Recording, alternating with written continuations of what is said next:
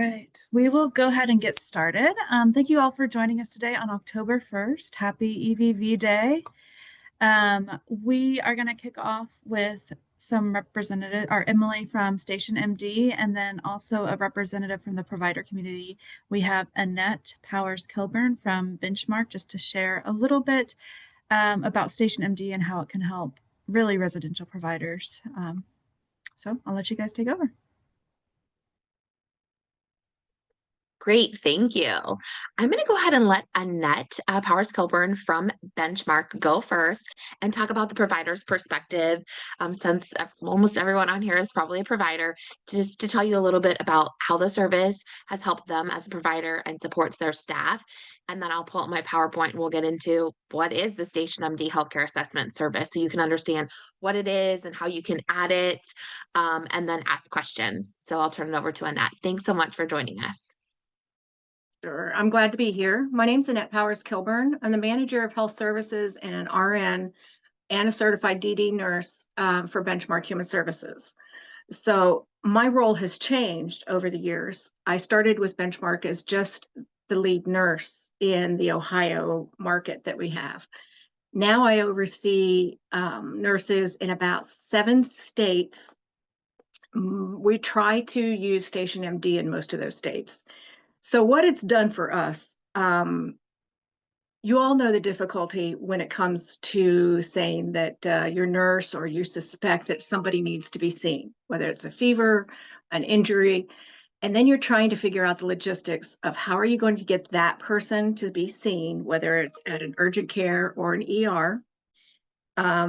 How are you going to staff the house if there are other housemates that have to have supervision while you're gone? Who's going with that person to the ER, to the urgent care?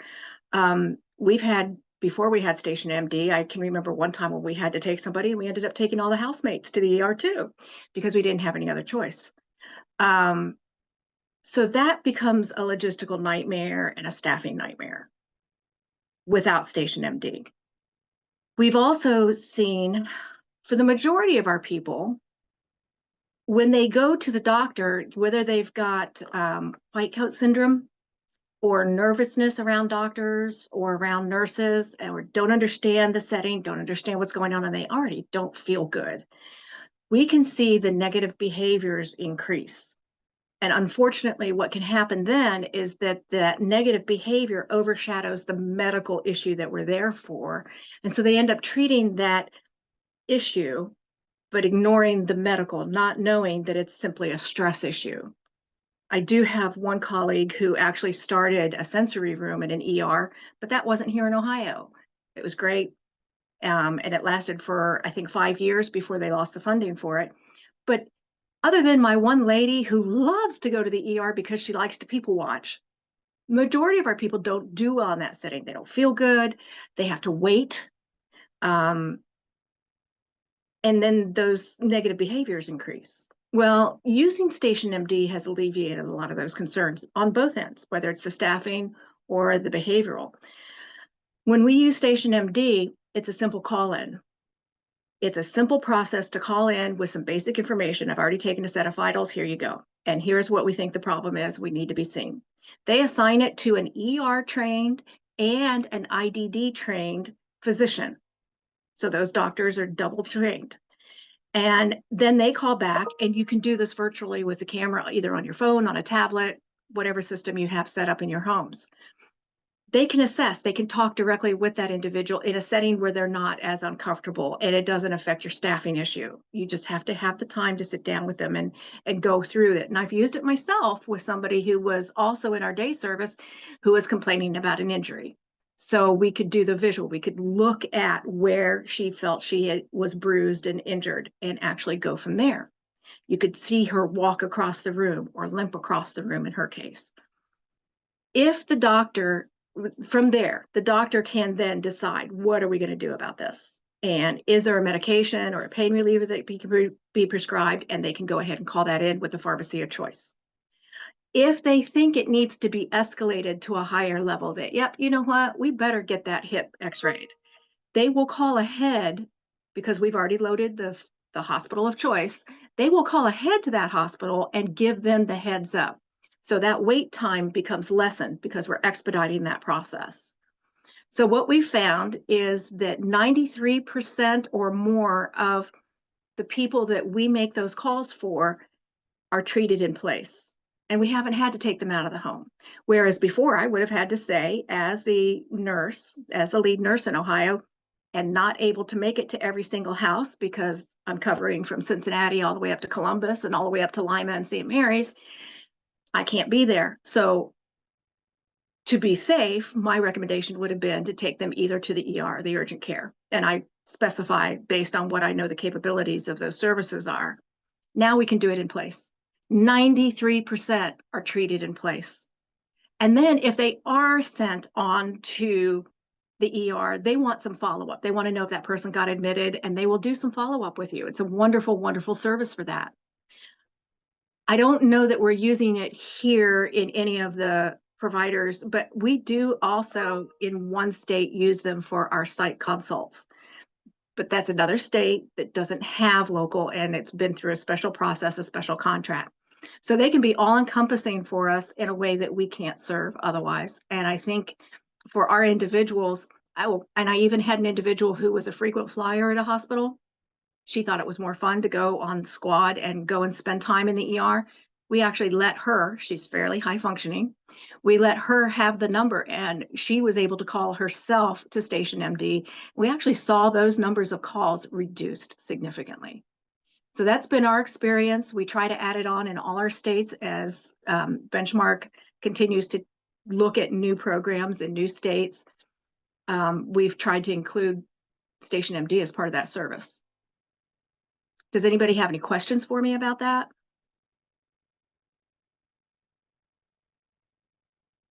Okay.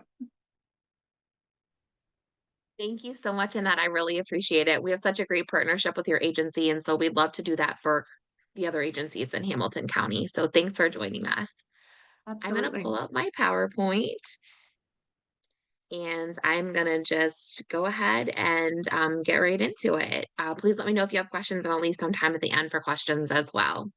So now that you heard from a provider's perspective and how much the service helps the individuals that Benchmark serves nationwide, I'll tell you a little bit about Station MD. So the healthcare assessment service is on the waiver. It went on the waiver on January 1st. The service actually started in Ohio about 2.5 years ago on a pilot. There are about 5,000 people in Ohio that use the pilot, and the Ohio Department of Developmental Disabilities paid for that. Once they saw that it worked, we moved into working to get it approved as a waiver service. And that happened on January 1st. And again, that service is called the Healthcare Assessment Service. Station MD is the only provider of this service in Ohio, and it's like that in the other states that we serve as well. We are a national telemedicine company. This healthcare assessment service is just like Annette described. It's 24/7 access to an IDD specialized doctor. That's the service. It is 24/7 access from anywhere, anytime to a doctor that has specialized training. Our goal is to help people with IDD thrive in their community, and we do so by filling in medical gaps for individuals. The healthcare assessment service is intended to fill in medical gaps that disrupt the whole team. Unnecessary ER and urgent care visits and medical crises, they're a burden on the whole team. SSA, individual, provider, your staff. And we want to help prevent that so that folks can get treated from home or day program or wherever they at and have access to really quality healthcare. Important to note that this is an added service. It doesn't replace any other service.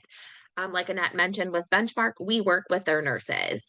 We know some agencies have nurses. That's great. We know some don't. That really doesn't matter. We work with homemaker personal care, remote supports, your HPC nurse, or maybe you have an agency and you don't have a nurse and a state plan nurse comes in. All of that is completely fine. We work with folks that live alone with their in the community, folks that live with their family, folks that use shared living, folks that just do day program. It doesn't replace any of the services that they currently have. We become a part of the team.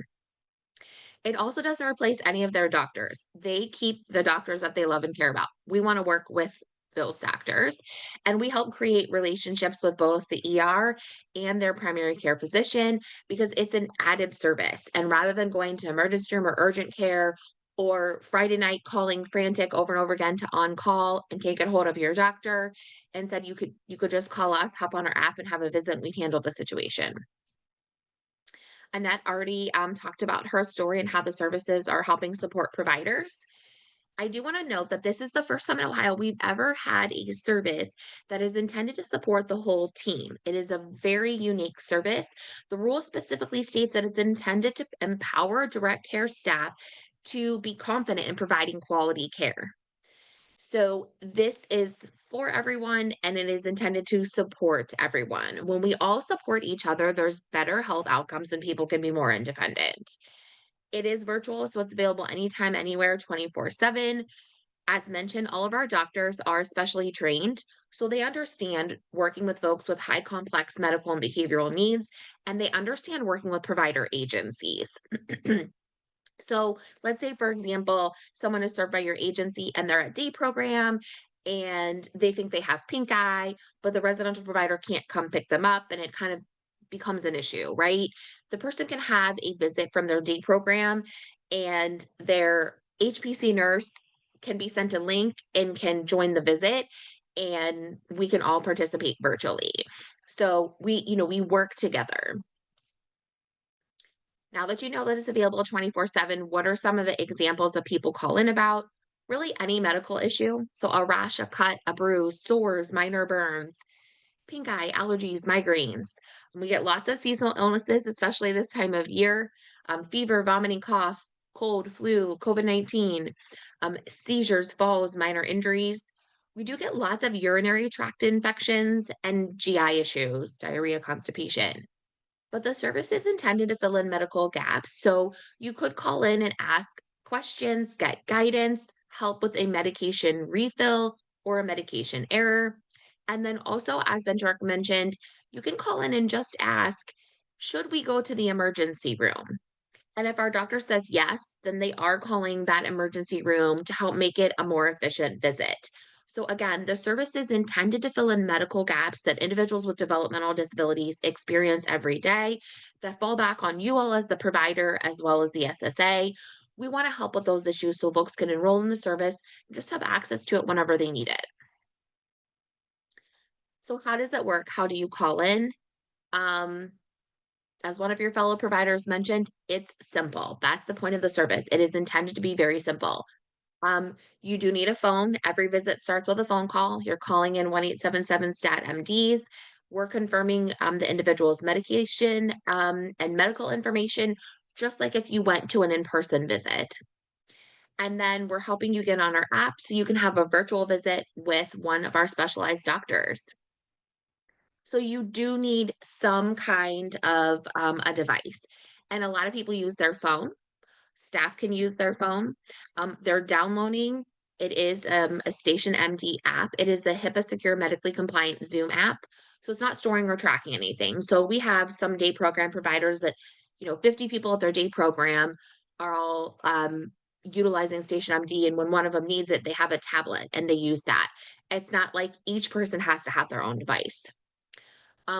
Also, you do need to have a thermometer. Most people have that. It's not a big deal. A pulse oximetry meter, one of those that clips onto the person's finger that tells their heart rate and their oxygenation level. And then also, if possible, a blood pressure cuff. Most people get those ones that person wraps on and it takes it for them. Those things really help us to know what's going on inside someone's body so that we have that information and can know what's going on. If you don't have it, it's not the end of the world, but it does help us have the best appointment. And most of those are items that folks have already in their home. So simple, easy to use, easy equipment, no big cost for the individual, and a huge, huge benefit to the individual as well as you all as the provider. So they have 24/7 access to this service. So why should we talk about adding the service? Well, when the SSA adds it to their ISP, they get expert medical care anytime it's needed. It helps close in critical gaps in care, reducing unnecessary ER visits, and lowering Medicaid costs. More importantly for all of us, it prevents trauma from avoidable in-person interventions, supports medical stabilization for the person, and it allows the person to remain in their community with fewer disruption in their lives. Better health creates more opportunities, and that starts with better access, which is what this service provides. I'm going to go into a little bit how this service, healthcare assessment, can be used as a team resource and talk about avoiding unnecessary in person care, MUI prevention, increasing independence, and the support that it gives to you all as providers. We all know lots of folks with developmental disabilities end up in the ER. An individual's developmental disability is 4 times more likely to go to the emergency room unnecessarily. They are 10 times more likely to have a complication from that emergency room visit, meaning they go to the emergency room for pink eye because they couldn't get into their doctor. And when they come home, now they have COVID-19 that they got from being in the emergency room. We want to avoid that, right? We know folks end up in the ER because they're high risk, they don't have access to medical care, regulatory requirements like an MUI. Staff are concerned because they forgot to give an individual their med and they want to make sure that they're okay. Also, we hear a lot primary doctor lacks immediate availability. So, someone is sick, feels like they have an upper respiratory issue, but they can't get into their doctor for 2 weeks. Well, we can't have that, right? They can't wait 2 weeks. So off to the ER they go, right? Instead, from home, they could call in, get on our app, and have a virtual visit with a doctor and have that handled from home. The emergency room experience is daunting for everyone involved, right? For our individuals, it's scary. They're exposed to infection, there's transportation issues. It disrupts their routine as well as their medication routine. For staff at your agency, for independent providers, for family caregivers, it increases stress, worsens staffing shortages. It's time spent in the ER, sleep deprived, and also family and caregivers are also exposed to infection in the emergency room. Instead, Station MD asks the question, how do we minimize someone's health risk, keep them healthy, keep them safe and in the community, and give them back time in their life to help them do the things they love? Get a job, socialize, spend time with their family and their friends. As I go through, I do have some testimonials in here just to give examples. This is from an individual that got pink eye and was about to go to ER and then remembered she had Station MD. Within an hour, she was able to have a visit. And it was actually en route to the ER that they remembered they had Station MD and they actually pulled off in a McDonald's parking lot and did the visit right from there. And was able to say, hey, we're right by Walgreens. Can you call it in there? And it eliminated the disruption for her day. And she did not have to wait 2 weeks to get into her doctor. So I included in here just some examples that we've seen avoiding unnecessary in-person care. Someone gets a UTI and they're often hospitalized for it. Instead, treatment from home could prevent her getting exposed to something else, right? She goes for UTI and comes home sick with something else. Another example, the person fears in-person care and often becomes violent when they go to get in-person care. Instead, treatment from home could avoid that trauma and then the violence afterwards. Individual lives independently and often has transportation issues. We hear this all the time. Treatment from home could help them maintain their independence. Again, gaps in care, we can help with med refills, med errors, answer questions, give guidance, help if the doctor is currently unavailable or the wait time is too long. Maybe you're serving an individual that's between doctors and they're not yet assigned to one yet. They're new to services or they're new to the area. We can help fill in those critical gaps in coverage. I included some ISP examples for reducing unnecessary ER visits, assess need for virtual care to prevent unnecessary ER visits, need for the healthcare assessment to reduce unnecessary ER visits because they have a compromised immunity. And then just some simple ones that we've seen, need for virtual care to assure health and safety or for transportation issues. I did also include some service and supports. I know SSA sometimes asks providers for help with this or asks for help from us with this. Just some examples, Bob needs healthcare assessment, 1 unit a month for each month to be healthy and independent. Or Sally needs healthcare assessment to prevent unnecessary ER visits that are traumatic to her. Just a little bit about how we've seen the service be used for MUI and UI prevention. It's expert care on demand. If something's going on, you don't have to wait. You can call in and get an immediate issue handled. Our doctors are specialized. Because it is specialized and it's from home, it does prevent caregiver burnout, which can lead to abuse and neglect. It prevents unnecessary trauma to the person. If there's MUIs and UIs for medical issues, and we prevent them by providing healthcare, it does prevent you all from paperwork for investigations and cause and contributing factors, etc. Of course, better health outcomes. And it's also an additional layer of monitoring. It is one more entity that's in the person's home or day program, talking with them and their staff. For MUI and UI follow up, if an MUI or UI does happen, we can assess if someone does need to go to the ER and then help follow up after that ER visit. Can help with on demand visits if there's been an MUI for abuse or neglect. There's great team communication because after the visit, the team gets a copy of the after visit summary. So that really helps for continuity of care. And then follow up visits can also help with investigations and be included in prevention measures. I had testimonial from a provider. They used to call 911 every time someone fell. Now, if it's not life threatening, they're calling Station MD for assessment, preventing unnecessary ER visits.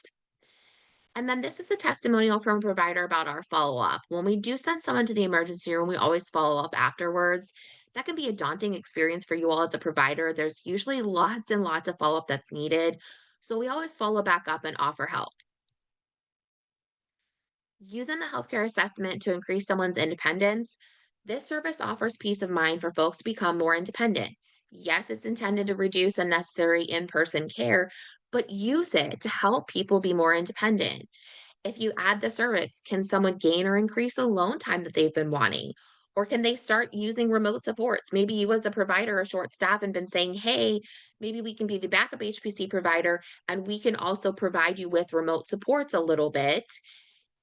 Can adding this service so that they have an added layer of service, can that help them? Or using additional technologies? Can someone get a job or go to day program because now they're more medically stable because they have access to the service? How about taking a vacation? I have a great story of an individual a couple of months ago that really wanted to travel but had a history of urinary tract infections. And whenever she traveled, she would get a urinary tract infection. So she stopped traveling. It had been years since she traveled, and this was a huge goal of hers. So her and her mom got together with me and her HPC provider, and we added the service. And now she's traveling and she makes sure wherever she's going, they call me first to make sure if it's out of state that we have a certified doctor in that state. And she's traveling. And if she does get a urinary tract infection, she calls in and we get her an antibiotic and she just keeps on going. So it's those outside of the box ideas that I'm trying to share with you today. Providers, family caregivers are empowered to help folks reach for their goals because they now have the support to confidently serve individuals. Ohio State University Nisongar Center did a study on the service and found 94% of family members said it was easy to use, and 96% of direct care staff said it improved their confidence in providing quality care. And that is a huge tenet of the service, confidence in providing quality care. We all know that some of our agencies have nurses, some don't, but our nurses are, overworked, and some of our agencies don't even have nurses. And we don't always have the medical support that we need across the state. Now we do. We have 24/7 access to this service. Just a testimonial from a direct care staff. We were able to catch a blood clot in a young man and send him to the emergency room, and that was life-saving. And that's just a testimonial to the expert quality care that individuals receive. Another great example from a provider is kind of outside of the box, a gap that you probably are like, oh my gosh, this has happened to me before. An individual had a dental procedure, and on the morning of, they realized the doctor, the PCP, hadn't called in the required antibiotic and he was going to have to miss, would need to reschedule 8 to 10 months later. Instead, they called Station MD, we called in the antibiotic, and he kept his visit. So again, it's filling in those medical gaps. This is a testimonial from a staff about behavioral issues. We do help people having behavioral issues. We cannot prescribe a psychotropic because it's virtual. So I always mention that. But when folks call in, we're able to help calm the situation and look for what's going on. Um, A lot of times people think it's a behavior and it's a urinary tract infection. We just had it happen the other day, and it was actually the person had a migraine. And so that's that expert care. That's that specialized training from a doctor specialized in working with our individuals. Some examples of independence assessed needs in the plan. John wants to get a job and be medically stable, so we're adding the virtual medical care. Sally wants to increase her own time, so alone time, so she's adding the service. And then coinciding with the service and support, John needs a healthcare assessment to get virtual care so he can get a job.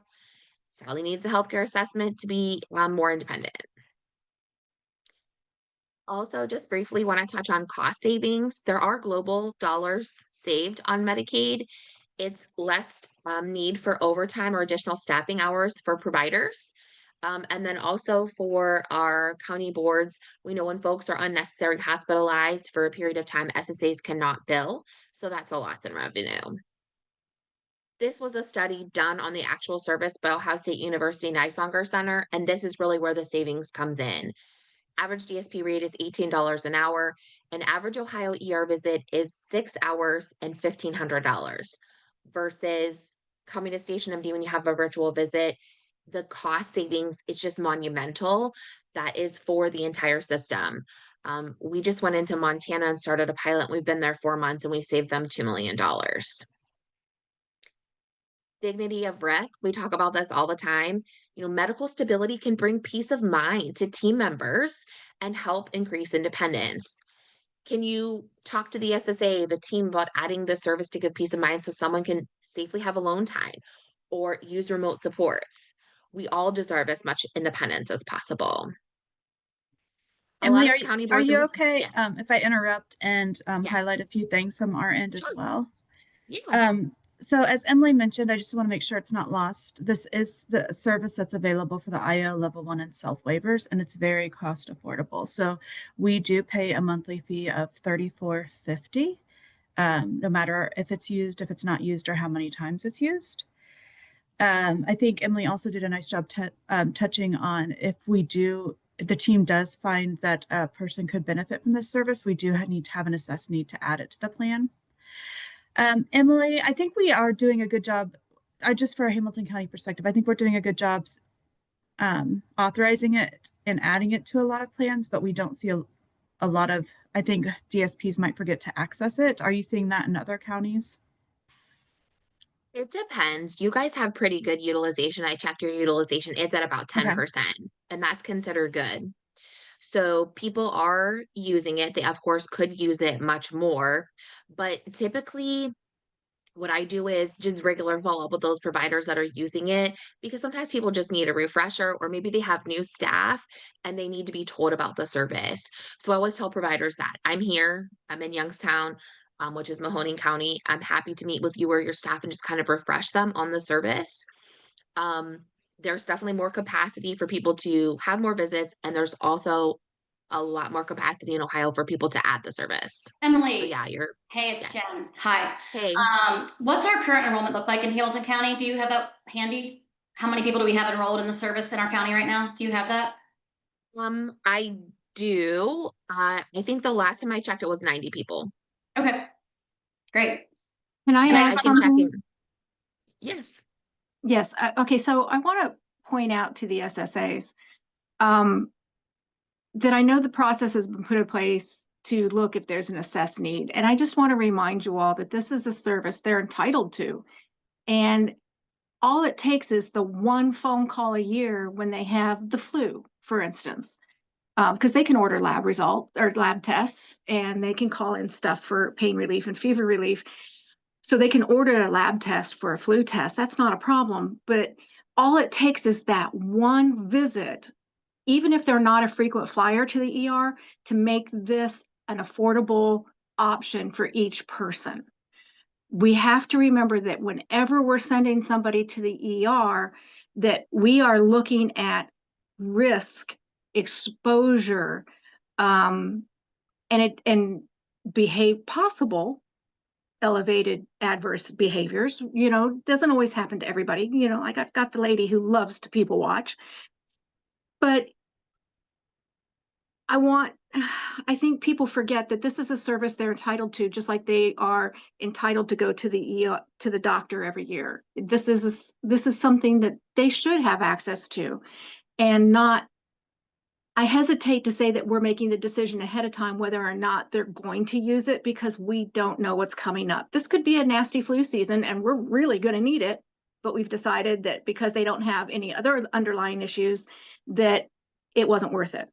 And that we're working So- on that from the SSA perspective. It is a little bit of a shift, because everything else that we authorize has to have a very explicit express need. And I think, in my opinion, almost every human being you could come up with a need. Everyone on here has a need for the service, right? Because you never know what's going to happen. But it's a definite mind Exactly. shift for our SSAs. So we are working with them on that. We're going to cover this again at our October all staff.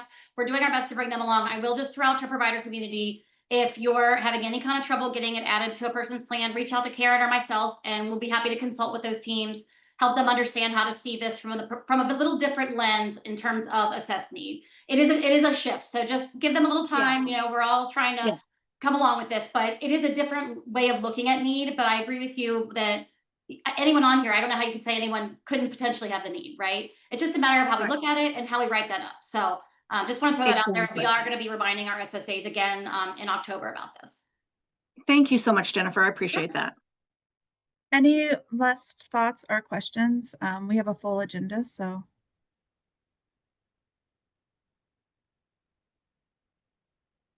Karen, can I just say, I know that someone in the chat asked for Emily's contact information, and I just wanted to let people know that you are welcome to reach out to me as well if you have additional questions or thoughts about Station MD. I've worked fairly closely with them.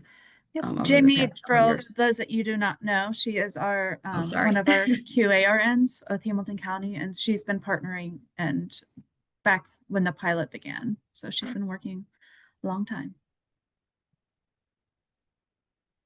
Thanks so much for having us. Thank you guys. Appreciate it. Good to see you, Emily. You too. Bye. Thanks, Thank Annette. you. Thanks, Annette. Thanks, Bye, Annette. y'all.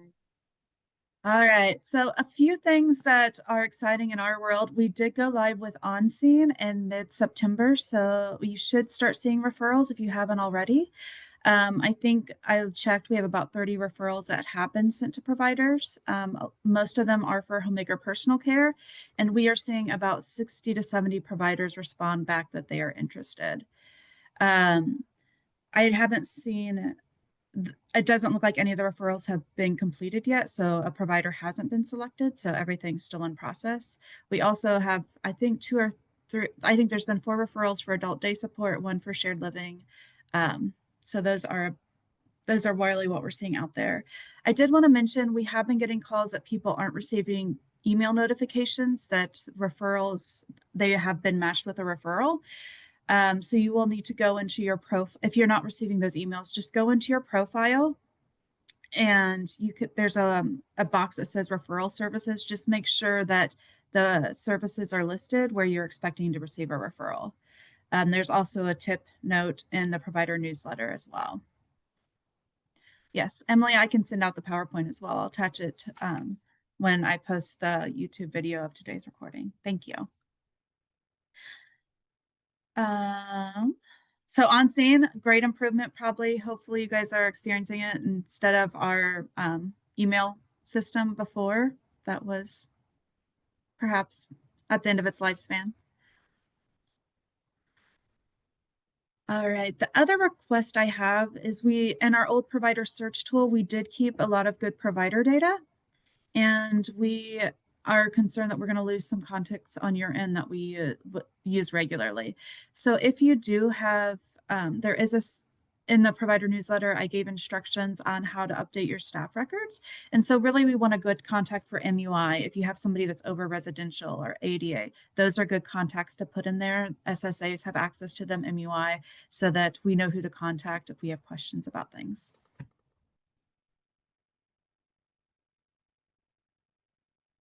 All right.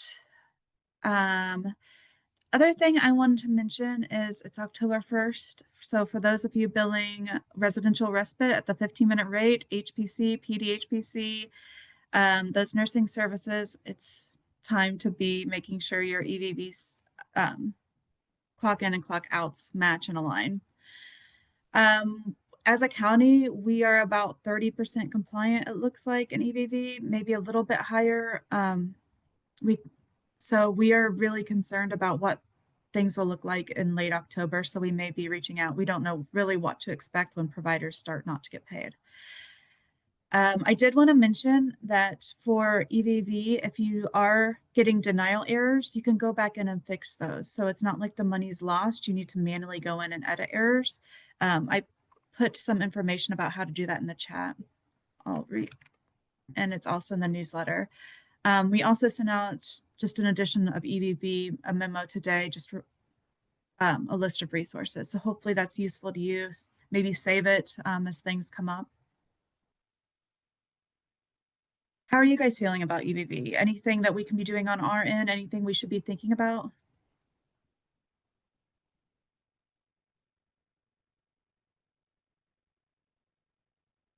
We have a quiet crowd.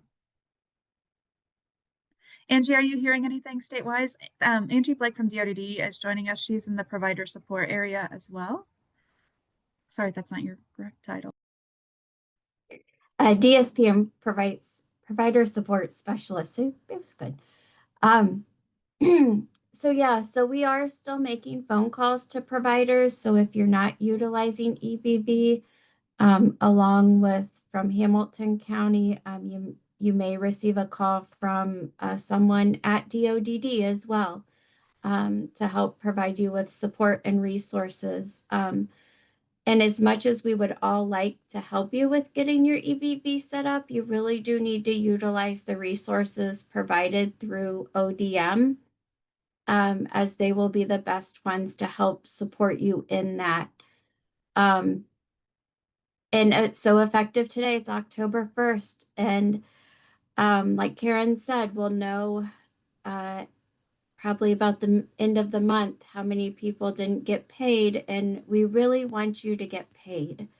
So if you aren't using EVV, make sure that you're getting it set up and that you're using it for when you bill again. Thank you, Angie. That is all I have. Jenny, you want to talk a little bit about MUI and the new rule that went into place? And Yep, just wanted to touch base and see if anybody had any thoughts, questions, concerns. How is it going with the appendix forms that are having to come in with the incident reports? I touched base with my team yesterday. Robin Ryan is kind of coordinating all that or gathering all of that. And I know that if you're not sending it in, she's sending a quick reminder back, and she said people are doing well overall. So again, just kind of wanted to touch base and see if anybody had any thoughts, questions, opinions. Not that I can change anything, but we can try to make it easier if we can. So if not, or if you don't have anything right now, feel free to reach out if you're running into any issues with that, with those appendixes, but seems to be going pretty well. So thank you for that. We appreciate it. And then the other thing that I just wanted to touch base on just quickly, bring to your attention, is the Ohio's Blue Envelope program. So if you haven't heard about that yet, trying really hard to get it off the ground here in Hamilton County. The COG, I'm not going to know all the history, but the COG, this is something that's near and dear to their heart. So essentially what it is, it's literally a blue envelope, and I'll send out the link here. But and as part of this envelope, you can put a copy of the person's ID, medications that they might be on, emergency contact information, and the purpose of it, or the goal of it, is if they are approached by law enforcement, first responders, something along those lines, they can hand them this blue envelope, which says, hey, this is who I am. These are my needs. This is how we can like safely interact with each other. So again, trying to get this off and running in Hamilton County. I think our providers, our moms groups, everybody is on board with it. It's getting the police on board. So essentially I've been reaching out to every possible police entity in Hamilton County, trying to get them on board, or at least telling them, hey, if you're not willing to have these at your stations to hand out, just know that if you get handed one, this is what it means. So that's kind of where we are now. So I've reached out to about 20 different law enforcement agencies across Hamilton County, got 3 responses. So, hey, we're getting there. But if you're interested, you want to receive some of the packages or the envelopes for your folks, happy to drop off some to you. We're going to make them also available at our offices at Kingsley and Support Center for pickup if anybody's interested. So just wanted to put that out there too.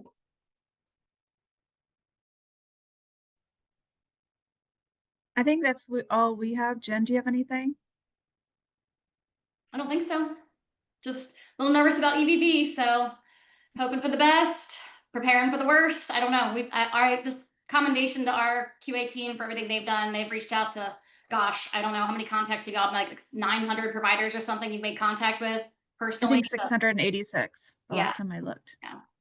Cindy, did you want to share anything else from the provider perspective? I know you had some good insights when we met last Friday. Is there anything you want to share, just experiences or tips or words Well, of I mean, wisdom? yeah, really just, I think I was concerned and Karen brought it up today about the fact of, as a provider, if the way the communication read, I think people were interpreting that if you didn't do it correctly, that you could not rebill, but that's not correct. You can fix it and you can rebill. So I just really wanted to make sure everyone understood that. It's going to be unsettling, but you got to breathe through it, literally fix it, and try to rebuild it the next week. And then our recommendation would be that you don't hold billing. So as you complete it, I know there's some providers that bill weekly. There's some providers that bill bi-weekly or monthly. I would recommend that you probably at least do bi-weekly, especially with all of this. So, and then try to get yourself into a rhythm of the way we do it is we bill, like this is our billing and payroll week. All of our rebills happen next week. So if you can get into that rhythm, I think you have a better shot of trying to not have too large of a gap in between billing and when money's coming in. And then I would just sort of recommend too for providers of, if you're stressing, you obviously can, use those resources that DoD has put out, that Hamilton County has put out, and then reach out to some other providers that you trust, and we'll do our best to kind of help walk you through it, and then also connect you to maybe resources that we utilize. So more than happy to do that as well. Thanks, Cindy.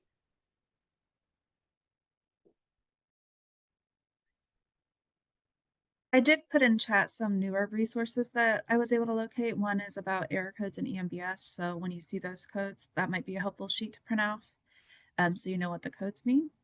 And then the one above it is aligning DoD claims with EVV units. So making sure that the units that you put in EVV align with what you're claiming in EMBS.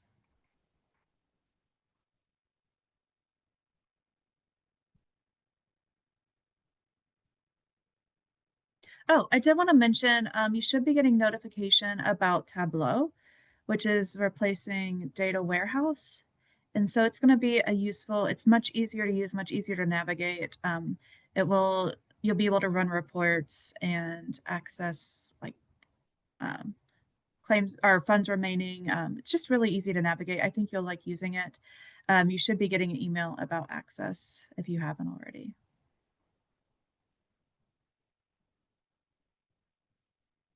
Reports are easy to manipulate and change and get different data. So it's really, really cool to use. All right, well, I'll hang on. If you guys don't need anything else, then feel free to log off. Thanks for your time today. Have a great week. Karen, can I add real quick? I'm going to put a link in the chat. We have a DSP and provider support toolkit on the DSP and provider resources page. That's a Padlet that has a ton of resources for providers, potential and current, and it can be accessed through a phone as well. Thanks, Angie.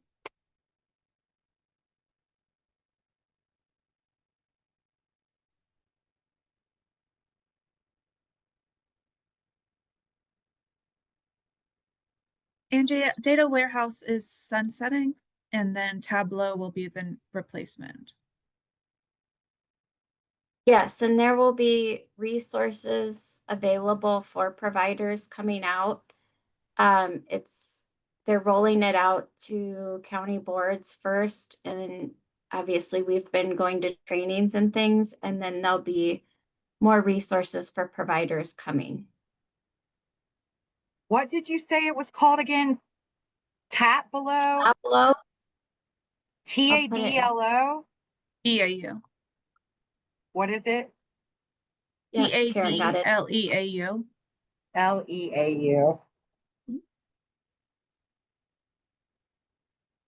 Okay. Well, thank you for that information. Of course. Thank you for joining us today. Sure thing. Have a great day. Thank you all.